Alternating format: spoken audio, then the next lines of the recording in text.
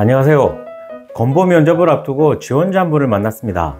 이분이 건보 면접 후기를 보니 무조건 짧게 답변하는 게 좋다, 길게 답변하면 TMI라고 안 좋다고 들었는데 어떻게 하는 게 좋겠냐고 물어보시더라고요. 이번 영상에서는 면접 답변 길이에 대해서 간략히 알아보겠습니다. 자, 면접관이 취미가 뭐예요? 이렇게 물었어요. 지원자가 대답을 이렇게 합니다. 제 취미는 러닝입니다.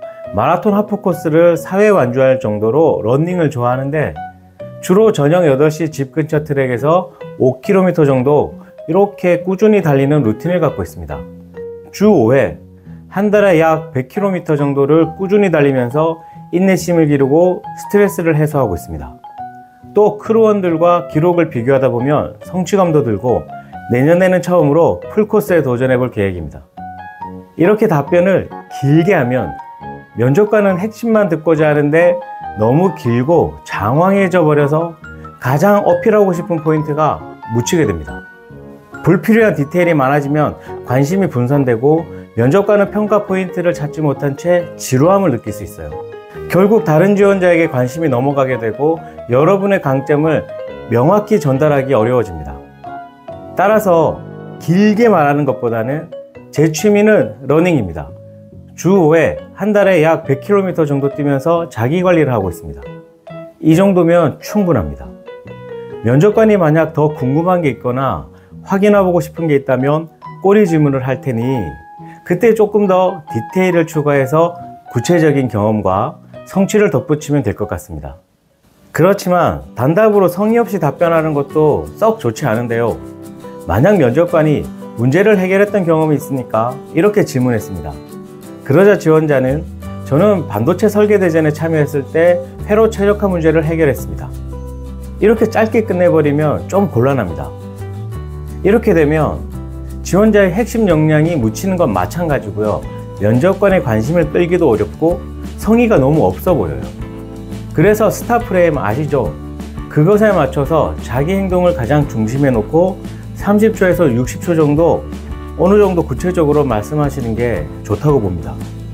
예를 들어 보면 저는 반도체 설계 대전에 참여했을 때 회로 신호 간섭 문제가 심각해 최적화 파트를 맡았습니다.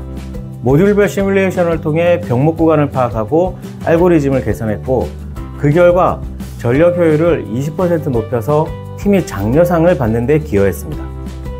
이처럼 구체적인 행동과 성과가 조금 더 분명하게 드러나도록 답변을 하는 것이 좋다고 봅니다. 이것은 TMI가 아닙니다.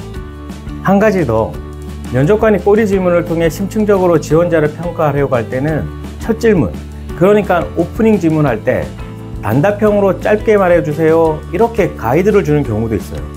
이럴 때는 단답형으로 딱 묻는 질문에만 답하시면 됩니다.